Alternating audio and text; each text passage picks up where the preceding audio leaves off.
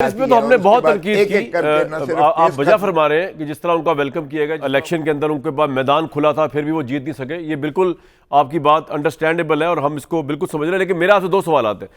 ये आपका कहना बिल्कुल बजा होता, ये चौकीदार को जो मुल्क का रखवाला बना दिया गया, अगर 3.5 पौने 4 साल के अंदर पाकिस्तानी मीडिया से लेकर पाकिस्तानी सियासत को इमरान खान साहब ने जिनको आप चौकीदार कह रहे हैं इस्टेब्लिशमेंट के साथ मिलकर ग्रिल ना किया होता, मैं गवाह हूं इसका। जिस तरह पाकिस्तानी मीडिया को इमरान खान साहब ने ग्रिल किया, इन्हीं जिनको आप आज चौकीदार कह रहे हैं, जिनके साथ बैठ के हुकूमत चलाई, जिसका इमरान खान खुद एतराफ़ कर रहे हैं, तो सर जिम्मेदारी तो सारी आपने। आज भी जब आप कहते हैं कि बात इस्टेब्लिशमेंट से करनी, लगता ये है कि आपको प्रॉब्लम कोई नहीं इस्टेब्लिशमेंट से, आप सिर्फ चाहते ये हैं कि इस्टेब्लिशमेंट उस तरफ नहीं इस तरफ आ जाए। तो सर ये तो 3.5 पौने 4 साल में आपने स्पेस ही खत्म कर दी। इन चौकीदार को, जिनको आप चौकीदार कह रहे हैं, इनको बिठा के आपने काबीना की मीटिंग्स कराई हुई है। दुनिया में कभी इस तरह होता है कि आर्मी चीफ को आप कहें कि जो इमरान खान साहब ने किया कि वो प्रेस टॉक रहे, या DGI SPR उस जमाने के थे आसिफ गफूर साहब, उनको आप जाके ज्वाइंट प्रेस कॉन्फ्रेंस करवा रहे हैं। तो सर आप तो कहते हैं कि 3.5 पौने 4 साल की हिस्ट्री इमरान खान की माइनस कर दें और उसके बाद कहें कि देखें मुल्क के साथ क्या हो गया। सर कुछ तो इंसाफ करें यार खोसा साहब, तारीख के साथ। कामरान सर मैं कब जस्टिफाई कर रहा हूं? देखें, 2 wrongs will not do 1 right। कम से कम इमरान खान ने the hard way he has learned the lesson. उसने तारीख से और अपने उस स्याह दौर से सबक सीखा है उसने, और उसने ये तय कर लिया है कि अब नो मोर कॉम्प्रोमाइजेज। आपने कॉम्प्रोमाइजेज करके ही इस नहज पर अपना जो है आइन के इन्हतात और जमहूरियत की नफ़ी पर लेकर आ गए हैं। आज अवाम पिस रही है इसलिए कि मिलिट्री इन बिजनेस आ गई है। मिलबस का एक प्रिंसिपल है, जब दुनिया में देख ले मिलिट्री इन बिजनेस आ जाए ना, वो लड़ने लायक रह जाती है और वो हर इंस्टीट्यूशन को कैप्चर करके गुमाश्ते बनाकर वो इस तरीके से प्राइम मिनिस्टर और जो है ओहदे देकर और गुलाम बना देती है। अब तो यानी आलम ये हो गया है कि मुनसिफ इंसाफ मांग रहे हैं। आपके निज़ाम अदल को जिस तरह से चौक कर दिया गया है, वो भी आपके सामने एक तारीख का हिस्सा है। मुझे बताएं कि अगर दुनिया के इदारे या यूनाइटेड नेशंस, जिसके हम सिग्नेटरीज हैं, माइंड यू, ह्यूमन राइट्स हों या हम जितने कन्वेंशंस हैं यूनाइटेड नेशंस के, पाकिस्तान ने उस पर दस्तखत कर रखे हैं। अगर वो इदारे बरमला कह रहे हैं कि यहाँ जो कुछ हो रहा है ये इंसानी हकूक की और यूनाइटेड नेशंस चार्टर की उसकी वायलेशन हो रही है, तो शादियाने बजाने वाली बात नहीं है। हम तो अभी भी दरिया के जो है आग के दरिया से गुजर रहे हैं। हमारे ऊपर तो अभी भी बंदिश लगी हुई है। हम अभी भी जलसों की इजाजत मांगते हैं, नहीं देते। जो इस वक्त जो इमरान खान साहब के एज प्राइम मिनिस्टर मंजूर नजर जर्नैल थे, जनरल फैज, उनके ऊपर आर्मी के अंदर, मिलिट्री उसके अंदर, कोर्ट के अंदर करप्शन का केस है। आप कह रहे हैं मिलिट्री इन बिजनेस। मैं अगेन आपसे ये कह रहा हूं कि ये 3.5 साल को माइनस करके हम कोई बात नहीं कर सकते। आप पहले या तो मिल के कंडेम करें कि इमरान खान का उतना ही कसूर है जितना कि किसी और का था, जितना कि जनरल बाजवा का था इस मुल्क के अंदर, या जनरल फैज का था इस मुल्क के अंदर इस्टेब्लिशमेंट को, जमहूरियत को तह तह करने में। दुनिया, आप कह रहे हैं UN के अंदर ये हो रहा है। खोसा साहब आप मुझे बताएं, सर मेरी यार सुन लो, उसके बाद आपने बोलना है। आप दुनिया में कोई ऐसा प्राइम मिनिस्टर है जो प्राइम मिनिस्टरशिप उतरने के बाद ये बताया कि मेरी पार्लियामेंट को इस्टेब्लिशमेंट और एजेंसियां चलाया करती थी, मैं खुद उनसे रिक्वेस्ट करके बंदे पूरे किया करता था, मुझे उन्होंने ला के बिठाया। वो कराची में, सिंध में इलेक्शन जीते तो वहां के जिसको मिस्टर XY कहते थे, उनको इन्होंने कहा कि ये हमारा ओपनिंग बैट्समैन है।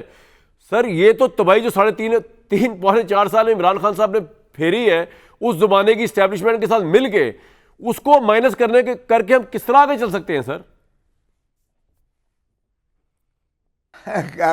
आप तसलसल चाहते हैं गुलामी का तो कर लीजिएगा। अगर आप तसलसल चाहते हैं, कम से कम उस शख्स ने ये तो कह दिया कि no more, enough is enough, और वो ना अगर आज भी कॉम्प्रोमाइज कर ले तो यकीन करें कि he will be the prime minister out of jail. और ये लोग जो है आपको देखेंगे कि धक्के और गिड़गिड़ा के ये नाक रगड़ रहे होंगे, ये PDM की हुकूमत या जो भी हुकूमत है। ये इतने ज़्यादा अवाम ने इनको मुस्तरद कर चुकी है।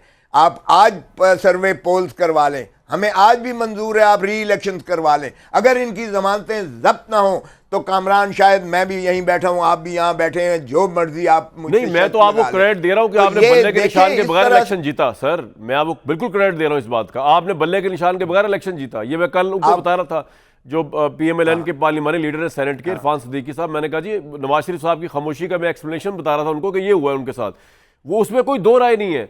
लेकिन सर, ये जो आपकी पॉलिटिक्स है, ये इसका कोई आपको फायदा होता अभी तक नजर, अच्छा खुद सुन ले मेरी, ये जो कॉन्फ्रंट्रेशन की सियासत है आपकी, जो आपने फौज के साथ शुरू की, मुझे बताया किस अक्लमंद ने ये आपको मशवरा दिया था आपकी क़यादत को, और इसका क्या आपको फायदा हुआ? फॉरगेट अबाउट शहबाज शरीफ की परफॉर्मेंस क्या है क्या नहीं है, मैं आपको बता रहा हूं, इस सिचुएशन के अंदर आप 50 इलेक्शन भी जीत जाए ना, आप सारे केसेस जीत जाए कोर्ट से, आप फिर भी बाहर नहीं आ सकेंगे, क्योंकि आपको पता है एग्जैक्टली कि जिस ताकत ने इतनी ताकतवर है कि जिसने आपके लीडर को प्राइम मिनिस्टर बनाया 2018 में, तो वो आपके लीडर को जेल में भी रख सकती है, ये आपको एग्जैक्टली पता है। फिर आप कन्फ्रंटेशन उनसे क्यों कर रहे हैं? उनको गालियां, इस मौजूदा एस्टेब्लिशमेंट का कसूर क्या है मेरे भाई? ना वो आपको लाने वाले ना आपको उतारने वाले। मुझे तो समझ नहीं आ रही कि किसने मशवरा दिया इमरान खान को कि लॉन्ग मार्च करे नए आर्मी चीफ के खिलाफ। अभी वो आए नहीं आर्मी चीफ, सीट संभाली उसने। सर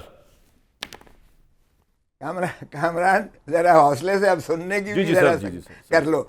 देखो, ये मुझे बताएं कि ये जो माशाअल्लाह 2 साल हो चले, 2 साल से तो मैं भी इमरान खान के साथ जेल में भी केसेस कर रहा हूं, और कल भी हमारी जो है 3-4 घंटे की नशिस्त रही अलकादर के केस में, और हम जेल में, अडियाला जेल में 5 बजे वहाँ से फारिग हुए। मैंने आपके प्रोग्राम की कमिटमेंट की थी, लेकिन चूंकि मैं रास्ते में था, अच्छा हुआ वहाँ जाके पर पहुँच सका। नहीं, बहुत शुक्रिया आपका। अच्छा चले भाई, अब देखें जरा, अब जरा हौसले से सुने भी सही। जी। मुझे बताएं कि जो कुछ इन 2 सालों में इस एस्टैब्लिशमेंट ने किया है, कल मैंने खुद दरख्वास्त दी उस ट्रायल कोर्ट में, जो नैब अदालत, अकाउंटेबिलिटी, नेशनल अकाउंटेबिलिटी कोर्ट जो केस सुन रही थी, और इमरान खान के कहने पर दी कि जनाबे वाला सिविलियन सुपरमेसी को आप मुसल्लत करके कानून और आइन के मुताबिक ये प्रेमिसेस जो जेल प्रेमिसेस है, और जो आपका कोर्ट प्रेमिसेस है, कोर्ट की प्रोसीडिंग्स और कोर्ट हियरिंग है,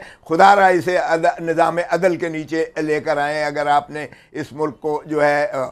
और मैंने ये भी लिखा कि ये जो कम्युनिकेशन गैप है by the head of the largest party of Pakistan, इससे स्टेट सफ़र कर रही है। State means the people of Pakistan and the रियासत ऑफ पाकिस्तान। ये स्टेट जो है, ये माफ़ करना, आर्मी नहीं है state is the people of Pakistan who operate through their representatives. Article 7 में यही एक रियासत है, और इसके साथ वफादारी आर्टिकल 5 में आर्मी चीफ की भी वफादारी वाजिब और लाजिम है, चाहे वो चीफ जस्टिस ऑफ पाकिस्तान हो, उसको भी is the inviolable obligation of every. और सियासी लीडर्स की लॉयल्टी जो है इनके साथ, उनकी भी सियासी लीडर्स की तो जाहिर है कि वो तो रियासत है, सेडिशन तो नहीं कर सकते ना सर, आप बगावत के लिए भी लोगों को बाधा नहीं कर सकते, ये भी तो सियासी लीडर की जिम्मेदारी है ना सर। अरे बाबा, किसके खिलाफ बगावत? अपने खिलाफ। ओ भाई, फौज एक सिविलियन डिक्टेटर, अपना डिक्टेटा के तहत, सिविलियन डिक्टेटा के तहत एक पाबंद है इस चीज़ की कि वो उनके ताबे चलेगी और बॉर्डर्स की हिफाजत करेगी। बगावत किसके खिलाफ? बगावत तो फौज हमारे खिलाफ कर सकती है, रियासत के खिलाफ, और रियासत is the people of Pakistan. जरा आर्टिकल 7 में देखें, क्योंकि लोगों के टैक्सेस से जो उनको तनख्वाह मिलती है फौज को, और उनकी मराहत हैं, उनकी जो जितने चीजें हैं, वो लोग उसको पैसा तो देते हैं, तनख्वाह देते हैं। MNS की भी दे रहे हैं, सेनेटर्स की भी दे रहे हैं। मैं आपको बगावत की एक शक्ल दिखाता हूं। जब आप जब लॉन्ग मार्च करें और आप ये कहें कि जो नया आर्मी चीफ आएगा वो 2 नंबर होगा, वो जाली होगा, वो करप्ट होगा, वो गद्दार होगा, अभी आया नहीं नया आर्मी चीफ, क्योंकि पीडीएम की गवर्नमेंट इसको लगा रही है। अभी तो आप आम फौजी जवान जो है उसको क्या मैसेज दे रहे हैं? जी सर, मैं आपसे डिबेट कर रहा हूं। जी और उसका क्या कीजिएगा, लेकिन जरा पीछे चले जाएं सारे, कियानी से लेकर चलें, आगे ना आए। कियानी से लेकर वो करप्शन की दास्तान है, उसके भाई के ऊपर है। आप ज़रा बाजवा साहब के देख लें, एसेट्स और बाहर जो है जो कुछ है।